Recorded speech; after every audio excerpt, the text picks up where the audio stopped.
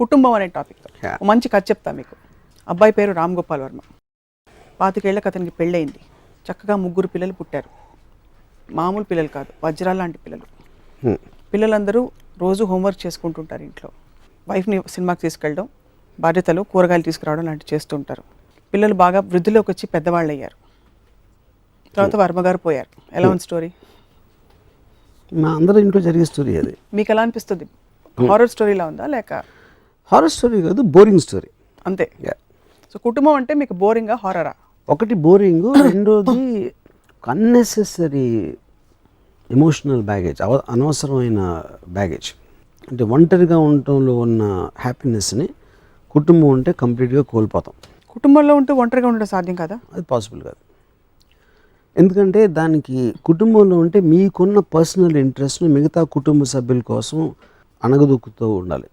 అణగదొక్కలేనప్పుడు వివాదాలు వస్తాయి, గొడవలు వస్తాయి, దెబ్బలాటలు వస్తాయి, నాకు కనిపించకుండా పోని ఇలాంటి ఆస్పెక్ట్స్ అనేది నాకు చిరాకు. సొసైటీ నిలబడేదే కుటుంబ వ్యవస్థ మీద. అమ్మ నాన్న ఒంట్లో బాగాలేనప్పుడు చూసుకోవడాలు, గివింగ్, లవింగ్, షేరింగ్, హగ్గింగ్, ఇవన్నీ మీ డిక్షనరీలో లేవా? కుటుంబం డెఫినెట్గా మనం ఇంకో ఎపిసోడ్ కూడా దీని గురించి మాట్లాడడం. దాని వలన ఫ్యామిలీ అనేది it is one of the most principal elements of society particular time పీరియడ్లో, ఎక్కడ ఆరిజిన్ అయినప్పుడు. కానీ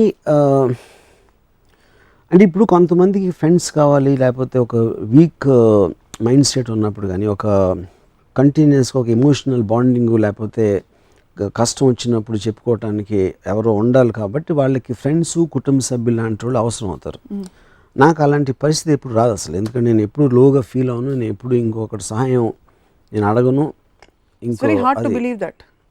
లోగా ఎందుకు ఫీల్ అవ్వరు అన్నది నేను ఫీల్ అవును, ఎందుకంటే నేను ఎప్పుడు హైలో ఉంటాను. కాబట్టి ఉదాహరణకి ఇప్పుడు కుటుంబం వచ్చింది కాబట్టి నా కుటుంబంలో 2 ఎక్స్పీరియన్స్ చెప్తాను మీకు. డెల్యూజనల్ స్టేట్ అనేది ఆల్మోస్ట్ సినిమా స్టేట్ అనేది నా ఫీలింగ్. సినిమా అనేది ఎల్యూజన్. ఎందుకంటే లేనిది ఉన్నట్టు మీరు తెర మీద కనిపించడానికి ఒక భ్రమ కలగజేయడానికి ట్రై చేస్తున్నారు ఆడియన్స్కి. నేను రియల్ లైఫ్లో కూడా అదే భ్రమలో ఉంటాను. So I live in a state of cinema. It's not about I live for cinema అంటలేదు, I live in a state of cinema which actually means creating your own world. నా మైండ్లో ఒక వరల్డ్, ఒక సినిమా నడుస్తుంది. ఆ సినిమాలో నేను ఒక పాత్ర వేస్తున్నాను. అప్పుడు ఏంటి, సినిమాని నేనే తీస్తున్నాను కాబట్టి నాకు అనుగుణంగా మలుచుకుంటూ ఉంటాను. సో అప్పుడు ఇప్పుడు ఫర్ ఎగ్జాంపుల్ నేను ఒక పర్టికులర్ టైంలో నాకు డివోర్స్ అయింది. నేను నియర్లీ 6 or 7 years, నాకు సరిగ్గా గుర్తులేదు, ఆ టైం పీరియడ్లో నా డాటర్ నేను చూడలేదు అసలు.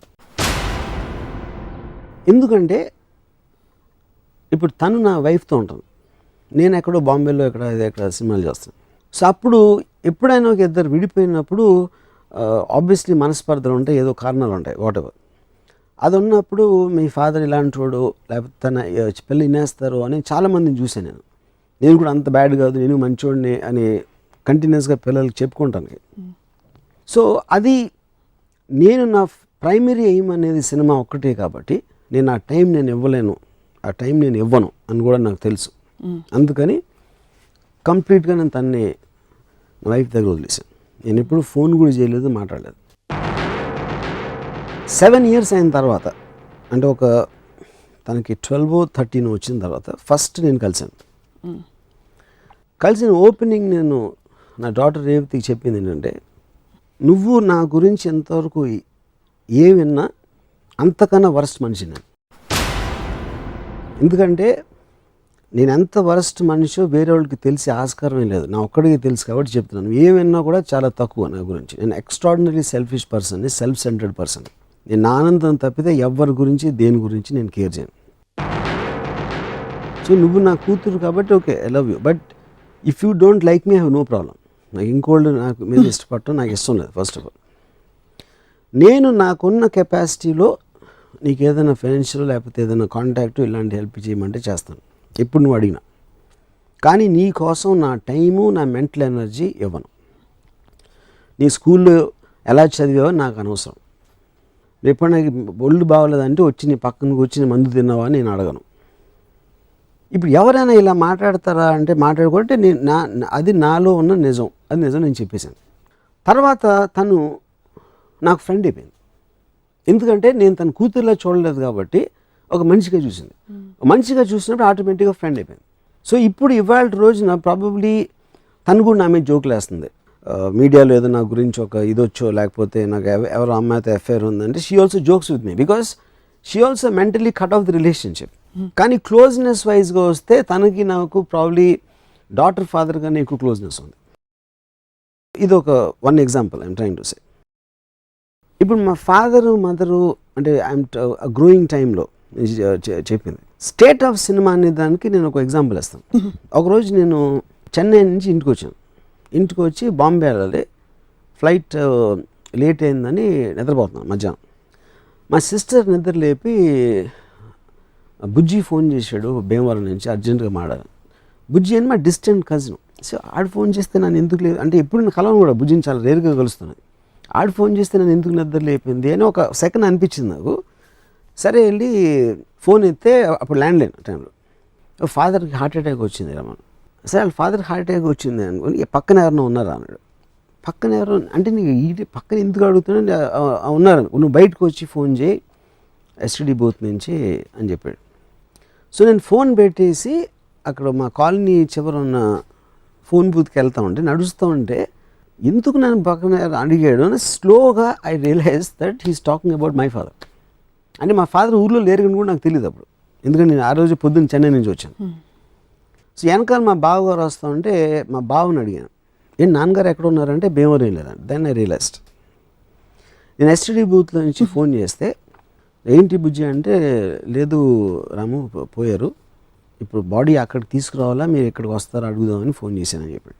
సరే లేదు ఇక్కడికి తీసుకొచ్చే అని చెప్పాను. అంటే నాకు I did not feel anything at all.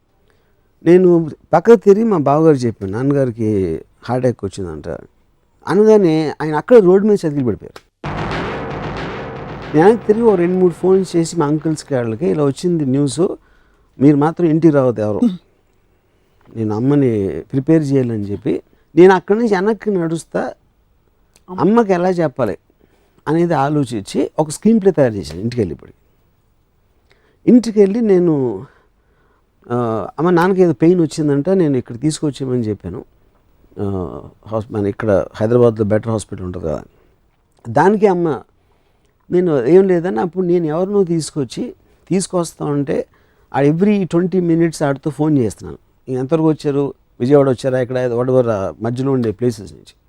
So total వీళ్ళందరూ చుట్టాలకు తెలిసి వచ్చిన వాళ్ళందరినీ రోడ్లకి ఆ పక్కన ఈ పక్కన ఆపించేస్తున్నాను. అంటే ఇదంతా making a film actually. Why to create one effect on my mother, how to prepare her slowly sink అన్ని ఎలా చేయాలని స్క్రీన్ ప్లేలో నేను డైరెక్షన్ చేస్తున్నాను. ఫాదర్ పోయారు అనేది నేనేం ఫీల్ అవ్వాలనేది అసలు నేను మర్చిపోయినాను కంప్లీట్గా.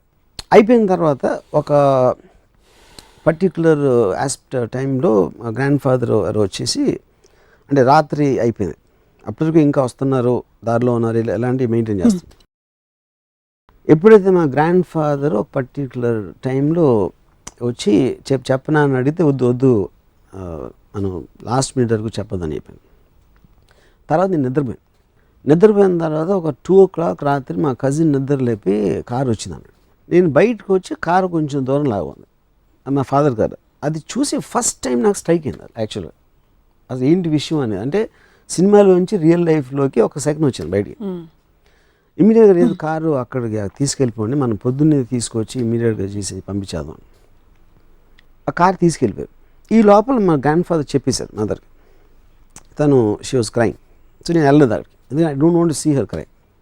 తర్వాత పొద్దున్న అక్కడికి వెళ్ళి ఆ బాడీని బయటికి తీస్తూ ఉంటే మా సమ్ అంకుల్ ఎవరో ఉన్నారు, ప్రాక్టికల్ ఆస్పెక్ట్ ఆఫ్ బయటికి తీసుకొస్తా ఉంటే ఆ కాలు కొంచెం టైప్ పెట్టండి అంటే అలాంటిది ఒక ఇన్స్ట్రక్షన్ ఇచ్చాడు. అంటే మనం ఫర్నిచర్ ఏదో తీస్తూ ఉంటే చెప్తాం కదా, ఒక ప్రాక్టికల్ ఆస్పెక్ట్ జరపటం అనేది.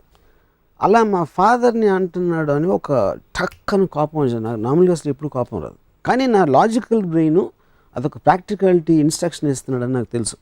కానీ అనే విధానంలో నాకు అక్కడి నుంచి ఐ జస్ట్ వెంట్ ఆఫ్. నేను నడుచుకుంటే ఈ బంజారాస్ రోడ్ల మీద అంతా తిరిగేసి ఒక 1 hour ఫైనల్గా ఇంటికి రీచ్ అయిన తర్వాత ఎవరో వచ్చి నాకు మా ఫాదర్ విల్ రాశారు బాడీని హాస్పిటల్ డొనేట్ చేయాలి, ఐస్ డొనేషన్ చేయాలనేది. అది సరే నేను అందరూ ఏడుస్తూ ఉంటే నేను లోపలికి వెళ్ళి ఇలా నాన్నగారు ఇలా విల్ రాశారు అది ఇది అని చెప్తే, అండ్ ఆబ్వియస్లీ మిగతా చుట్టాలందరూ అలాంటి మామూలుగా అలౌ చేయరు కాబట్టి కన్జర్వేటివ్ పీపుల్ వాళ్ళు ఎగెయిన్స్ట్గా చెప్తున్నారు. నేను చెప్తే నీ ఇష్టం, నువ్వు తీసుకో, నువ్వే డిసైడ్ చేయాలి చెప్పింది మదర్. అప్పుడు నేను నాన్నగారు కావాల్సింది చేయాలి అని అనుకుని I went a go head and I డొనేషన్కి. సో ఆ ప్రసాద్ హాస్పిటల్ నుంచి ఎవరు వచ్చారు, 2 నర్సులు. నాకు ఇంకా గుర్తున్నారు వాళ్ళు ఒక ఆటో దిగి ఏదో నడుస్తూ నవ్వుతా జోకులు వేసుకుంటూ లోపలికి వెళ్తారు. నేను బయట నుంచి ఉన్నాను. అఫ్కోర్స్ వాళ్ళకి 1 more patient, so they can't connect the same way. వీళ్ళ ఇంట్లో రిలేటివ్స్ ఉన్నారు, వాళ్ళు ఉన్నారు అనేది క్వశ్చన్ కాదు. సో వాళ్ళు వెళ్ళి వాట్ ఎవర్ ప్రాసెస్ అందరినీ బయటికి పంపి దానికి సంబంధించిన మెడికల్ ప్రాసెస్ చేశారు. చేసిన తర్వాత ఫైనల్గా అప్పటి నుంచి బాడీ తీసుకెళ్ళే టైం వచ్చి నేను లోపలికి వెళ్ళేసరికి మదరు బాడీ పక్కన కూర్చొని ఏడుస్తున్నారు. వీళ్ళు చేసిన ప్రాసెస్లో అది కరెక్ట్గా చేయలేదా ఏం చేయలేదా, ఒక ఐలిడ్ అనేది కొంచెం తెలుస్తుంది. అంటే అది వాళ్ళ మిస్టేకా ఆ ప్రాసెస్ అనేది నాకు గురించి తెలియదు. అప్పుడు నాకు కోపం వచ్చింది సార్ నా మీద. అంటే పాయింట్ అంటే మా మదరు తనతోటి ఒక 40 years ఉంది. తనని ఆ పరిస్థితిలో మా ఫాదర్ని చూపించాల్సిన డెసిషన్ తీసుకుంది నేను. Of course I didn't know that's how it will be. అప్పుడు కేవలం ఒక పోయిన ఆయన మాట నిలబెట్టుకోవటం కోసం ఒక బతికినోడిని అలా సబ్జెక్ట్ చేయటం అనేది నేను ఎన్విజన్ చేయలేకపోయినా అనేది నా పాయింట్. సో అది ఐ థింక్ నేను చాలా ఫ్లాపులు తీసాను, కానీ that is the biggest flop I made in my life. Flop అనేది మీ డెసిషన్ గోయింగ్ రాంగ్, సినిమా అనేది కాదు, చాలా ఉంటాయి దాంట్లో. ఇప్పుడు కూడా నేను మా మదర్ని వీళ్ళందరినీ చూస్తున్నాను, కానీ ఆ రోజు రాత్రి ఒక విచిత్రమైన సౌండ్ వచ్చింది. ఏంటని చూస్తే మా బ్రదర్ ఏడుస్తున్నాడు. మా బ్రదర్ ఏడవడం నా లైఫ్లో ఎప్పుడు చూడలేదు. సో మా బ్రదర్ ఏడిస్తే సౌండ్ ఇలా వస్తుందా అంటే ఒక సౌండ్ ఎఫెక్ట్ లాగా చూస్తున్నాను. ఇది అయిపోయిన తర్వాత టోటల్గా అయిపోయింది. నేను మళ్ళీ ఒక 2 days అయ్యాక బాంబే వెళ్ళాను. నసిరుద్దీన్ షా యాక్టర్ని ఏదో దాన్ని కలవటానికి వెళ్తే నసిరుద్దీన్ షా సడన్గా, అరే రాము ఇప్పుడే విన్నాను, అంటే ఆబ్వియస్లీ హిందీలో జరిగింది కాన్వర్జేషను, మీ మదర్ పోయారంట కదా, ఐఎమ్ వెరీ సారీ అంటే. అంటే ఆబ్వియస్లీ తనకి ఏదో రాంగ్ ఇన్ఫర్మేషన్ వచ్చింది. సో నేను ఇప్పుడు మా మదర్ కాదు ఫాదర్ అంటే ఆయన ఎంబారెస్మెంట్ ఫీల్ అవుతాడు కదా అని నేను వదిలేసి అవును అనుసరి. అప్పుడు ఆయన మదర్ గురించి చెప్పడం మొదలెట్టాడు. అంటే అప్పుడు నేను చెప్పడం మానేశాను కాబట్టి మళ్ళీ మీ మదర్ వయసు ఎంత, మదర్ పేరు ఏంటి, ఈ కాన్వర్జేషన్ ఎక్కడికి వెళ్ళిపోయింది. ఇప్పుడు మధ్యలో నేను చెప్తే లేదని మదర్ కాదు ఫాదర్ అంటే ముందే ఎందుకు చెప్పలేదు. అంటే it almost became a inefficient comedy in a sense of the word. అది అయిపోయింది. దాని తర్వాత నియర్లీ 7 years అయిన తర్వాత ఒకరోజు నానా పాటేకర్ ఇంట్లో పూణేలో కూర్చుని అబ్ తక్ చెప్పన్ స్టోరీ గురించి డిస్కస్ చేస్తాం. నేను నానా పాటేకర్, ఒక రైటరు, ఒక అబ్ తక్ చెప్పన్ డైరెక్టర్ షిమిత్ అమీన్. ఏదో అందులో నానా పాటేకర్ వైఫ్ చచ్చిపోయినప్పుడు ఏమవ్వాలి సీన్లో రియాక్షన్ అనేది డిస్కస్ చేస్తా నానా పాటేకర్కి నేను చెప్పాను ఇన్సిడెంట్ మా ఫాదర్ గురించి. చెప్పినప్పుడు ఆ చెప్తా మధ్యలో స్టార్ట్ క్రైమ్. అంటే నియర్లీ 7-8 years తర్వాత అంతవరకు ఏడలేదు.